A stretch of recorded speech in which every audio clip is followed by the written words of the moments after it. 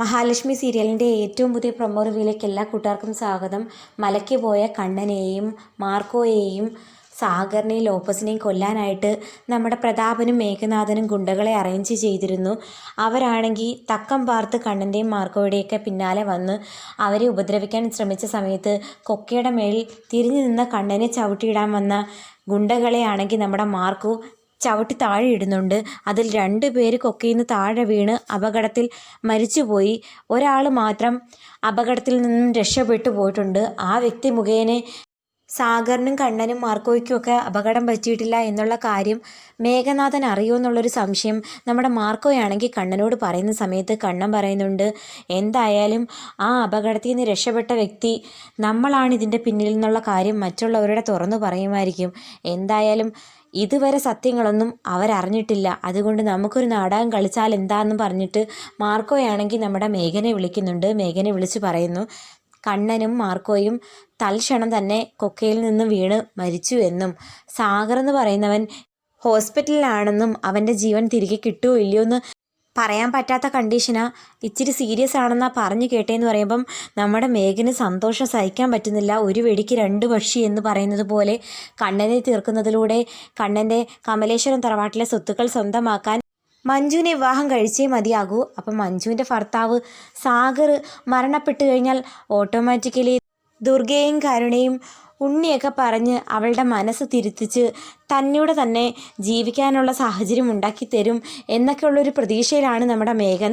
അങ്ങനെ മേഘന് ഒരു വെടിക്ക് 2 പക്ഷി എന്ന് പറയുന്നത് പോലെ ഭയങ്കര സന്തോഷത്തിലാണ്. സാഗറിൻ്റെ ജീവൻ ഏത് നിമിഷവും നഷ്ടമാകും. പിന്നെ മഞ്ജു തനിക്ക് മാത്രം അവകാശപ്പെട്ടതാകും. സ്വത്ത് മോഹിച്ചിട്ടാണ് മഞ്ജുവിനെ സ്വന്തമാക്കണമെന്ന് വാശി പിടിച്ച് നടക്കുന്നത്, അല്ലാതെ മഞ്ജുവിനോടുള്ള സ്നേഹം കൊണ്ടൊന്നും അല്ല. അങ്ങനെ ആ സന്തോഷ വാർത്ത മേഘനാണെങ്കിൽ ചെന്ന് പ്രതാപനോട് പറയുന്നുണ്ട്, അങ്കിൾ ഒരു കാര്യം അറിഞ്ഞോ? എന്താടാ, സന്തോഷിക്കാൻ വല്ല വകയുണ്ടോ? പിന്നില്ലാതെ ആ മാർക്കോയും കണ്ണനും ഇടും. പിന്നെ സാഗർ എന്ന് പറയുന്നവൻ ക്രിട്ടിക്കലായിട്ട് ഹോസ്പിറ്റലിൽ കിടക്കുമെന്നാണ് അവന്മാർ പറഞ്ഞത്. അപ്പോൾ പ്രതാപം പറയുന്നുണ്ട്, എന്തായാലും സന്തോഷമായടാ, അവന്മാർ പറഞ്ഞ കൂലിയേക്കായും 2 ഇരട്ടി കൂലി കൂടുതൽ കൊടുത്തേക്കണം. കാരണം എത്ര അവന്മാരെ നമ്മൾ കണ്ണനെയും മഹാലക്ഷ്മിയും കൊല്ലാൻ വേണ്ടി പറഞ്ഞു വിട്ടിരിക്കുന്നു.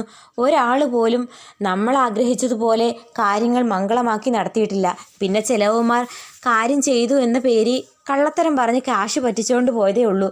ഇവന്മാരൊന്നുമില്ലെങ്കിൽ പറഞ്ഞതുപോലെ ചെയ്തില്ലേ, അതുകൊണ്ട് ഇത്തിരി പൈസ പോയാലും വേണ്ടിയില്ല, കാര്യം ഭംഗിയായിട്ട് നടന്നല്ലോ. എന്തായാലും രാഷ്ട്രീയ കൊലപാതകമൊക്കെ ചെയ്യുന്നവന്മാരായതുകൊണ്ട് കേസ് നൂലാമാലയൊന്നും ഉണ്ടാവത്തില്ല എന്നൊക്കെ പറഞ്ഞ് സന്തോഷിക്കുന്നു. എന്തായാലും ഞാൻ ഈ സന്തോഷ വാർത്ത എത്രയും പെട്ടെന്ന് മോളെ വിളിച്ചറിയിക്കട്ടെ, അവളൊന്ന് സന്തോഷിക്കട്ടെ.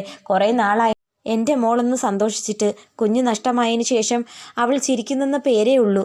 ഇതറിയുമ്പോൾ അവൾ മനസ്സ് നിറഞ്ഞ് എന്നൊക്കെ പറഞ്ഞ് കരുണയെ വിളിച്ച് കാര്യം പറയുന്നു. അപ്പോൾ കരുണയ്ക്കാണെങ്കിൽ വിശ്വസിക്കാനും പറ്റുന്നില്ല എന്ന സന്തോഷമുണ്ട്. അങ്ങനെ കരുണയാണെങ്കിൽ ദുർഗയോടും ഉണ്ണിയോടും ഒക്കെ പറഞ്ഞ് അങ്ങനെ കമലേശ്വരം തറവാട്ടിലെ എല്ലാവരും കണ്ണൻ്റെ ഡെഡ് ബോഡി ആംബുലൻസിൽ കൊണ്ടുവരുന്നതും കാത്തിരിക്കുകയാണ്.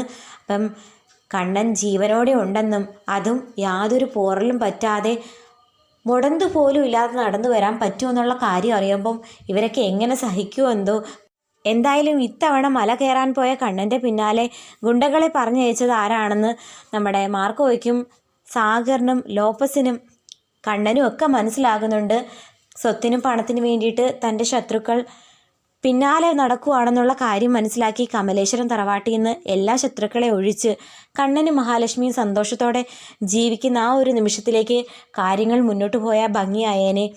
അതിനിടയ്ക്ക് നമ്മുടെ മഹാലക്ഷ്മി അമ്മയാകാൻ പോകുന്ന സന്തോഷ വാർത്തയൊക്കെ അറിയുമ്പോഴത്തേക്കും ശത്രുക്കൾ പുറത്തു നിന്ന് അതറിഞ്ഞ് ദുഃഖിക്കുകയും പിന്നെ കണ്ണൻ്റെ സ്വത്തുക്കളിലൊന്നും ഇനി തങ്ങൾക്ക് യാതൊരു അവകാശവും കിട്ടത്തില്ല എന്ന് സത്യം മനസ്സിലാക്കി അടങ്ങി ഒതുങ്ങി ജീവിക്കുന്ന ആ ഒരു നിമിഷത്തിലേക്ക് കാര്യങ്ങൾ പോയിരുന്നെങ്കിൽ കാണാൻ കൂടുതൽ ഭംഗിയായേനെ.